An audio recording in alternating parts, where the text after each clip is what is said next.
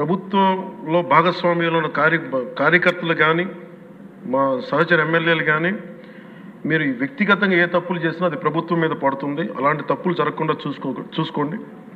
అలాంటివి జరిగితే మటుకు నేను ఎవరైనా స్థానమానం లేకుండా నాకు వాళ్ళకి సిస్టమ్ పనిచేస్తూ ఉంటుంది. అది మీరు అర్థం చేసుకోండి.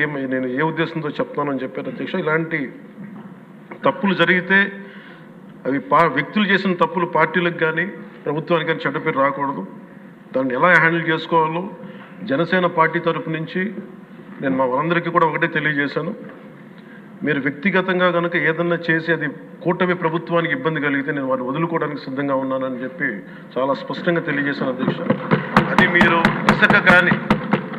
ఇసుక విధానాల్లో కానీ, మైనింగ్ విధానాల్లో కానీ ఏ రకంగానా సరే గత ప్రభుత్వం చేసింది కదా మేము కూడా చేస్తామని ఎవరన్నా నాకు జనసేన పార్టీ తరఫు నుంచి ఎవరన్నా సరే ఉంటే వారిని నియంత్రించే బాధ్యత, వారిని సరిచేసే బాధ్యత మేము తీసుకుంటాం.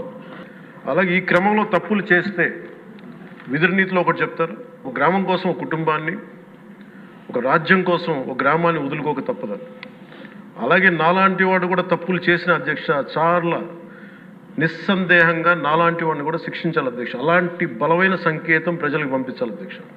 మేమందరం కూడా తప్పు ఎవరు చేసినా అది మనమే దాన్ని ముందుకు తీసుకెళ్ళకపోతే నేను కూడా దీనికి సంసిద్ధంగా ఉన్నాను. నా ద్వారా ఏదన్నా తప్పులు జరిగినా, అవకతవకలు జరిగినా నా మీద కూడా చర్యలు తీసుకోవాలి. అది let it be any kind of issue sir. అది నేను ముందు నా వంతుగా నేను మీకు తెలియజేస్తున్నాను.